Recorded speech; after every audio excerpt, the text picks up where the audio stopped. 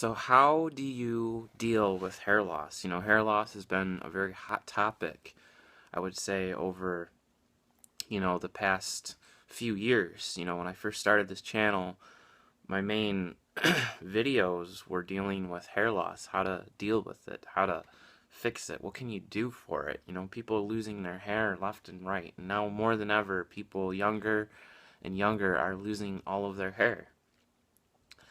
And you'll hear people say, well, it's just your um, heredity, it's just your genetics, um, and you get all these like different answers, and it's like, what? So what is it? Why people keep losing their hair, right? It's like, and it just makes people more confused than ever. And there's a lot of reasons actually why someone could lose their hair, but I think the biggest reason is that it's imbalance in the body. There's something going wrong, right, in the body. When, you have a cold or a flu, you have, an infection, your immune system is basically being attacked. And so your immune system fights back, and you get what's called inflammation.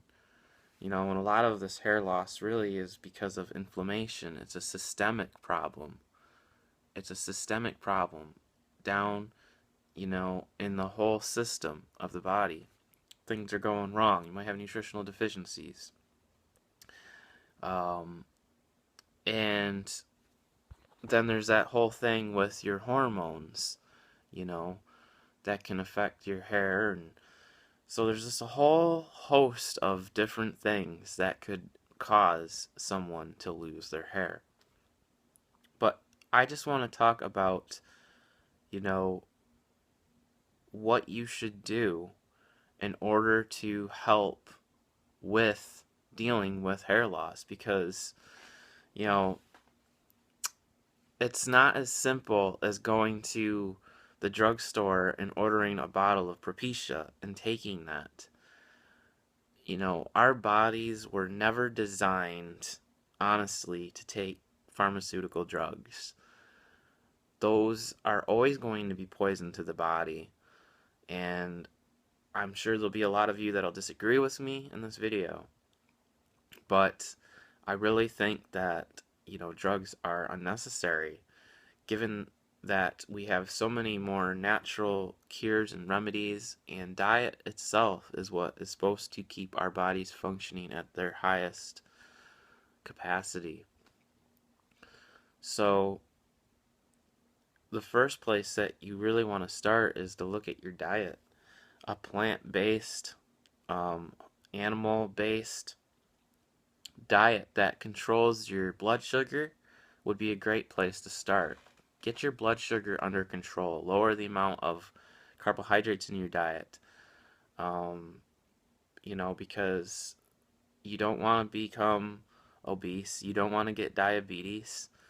And if you continue to eat the standard American diet, you're going to be headed in that direction, almost 100% guaranteed. So you want to focus on real food, like real chicken, real beef, real pork, real fish, real eggs, real milk. And then you want to focus on real vegetables like broccoli and cauliflower and carrots and peas and, asparagus. And then berries and whole fruits. That should be what your diet looks like. Not, Twinkies and potato chips and hamburger buns and all these other things.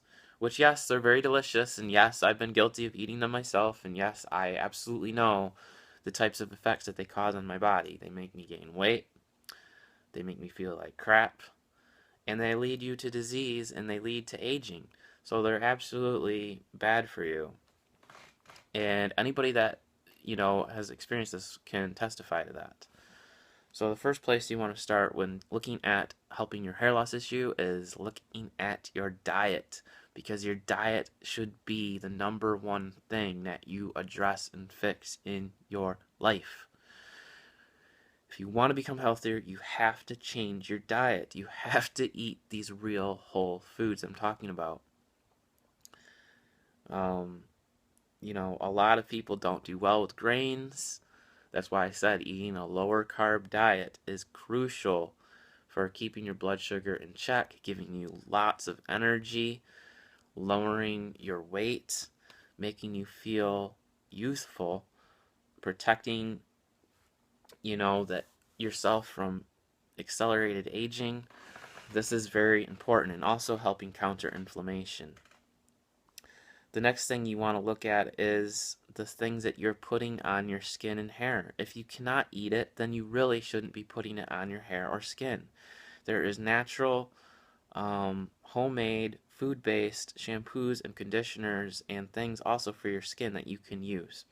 It would be way healthier for you, because dousing your body with these chemicals every day or every other day or however often that you take a shower or whatever is going to be doing more harm than good, believe me.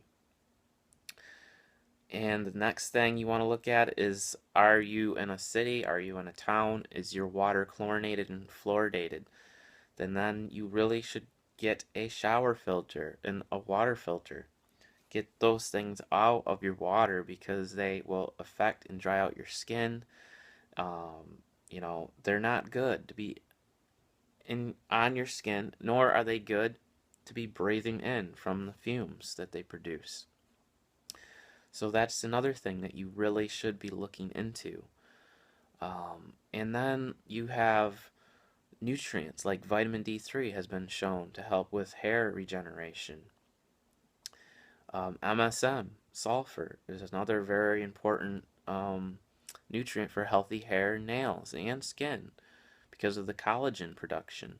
And a lot of the foods that people are eating today are so processed that it doesn't have any of the naturally occurring sulfur in it. So sulfur supplement is great. Vitamin C, most of your nutrients you will get in your real whole foods. And then make sure that you get enough sleep, drink pure quality water, and deal with stress in your life, These are some of the best things that you can do for hair loss. And the more of these things that you do, the better effect that it's going to have on you. So, again, just to recap, look at your diet, eat real whole foods, get a water filter, so don't bathe and shower and drink chlorinated, fluorinated water, and get a good homemade food-based shampoo that you can make and conditioner, and also use natural oils like coconut oil and jojoba oil and olive oil on your skin and hair. If you do those things, you're going to have healthier hair, and you will help to stop accelerated hair loss. Now, there's no magic bullet for hair loss, but I think that it gives you the best chance of making those dormant hair follicles come back to life and springing new hair growth. And yeah, it's going to take a lot of discipline. It's going to take maybe having to get over some addictions to sugar and processed junk foods. But if you can get past that, after the first couple or 3 weeks, you're going to feel better. You're going to just feel great. And I think you're going to see that your hair, your nails, and even your skin improve tremendously. And I will get a video showing how to make this homemade shampoo and conditioner that I learned about, and I'll make a video on that just to show you guys what you can actually use. Okay, so hopefully this video helps a lot, and I know what it's like to deal with hair loss because I have male pattern baldness, and it's something that you wish sometimes you didn't have, but there are things you can do, right, to deal with this. And you don't always have to go along with what the mainstream media tells you, like, oh yeah, it's a genetic, blah blah blah. You can express your genes by what you eat, and if you eat a bad diet, if you smoke, if you drink, if you do drugs, if you take drugs, and you do all these things, then you can actually activate bad genes, okay? Look into the science of epigenetics. So, with that, take care.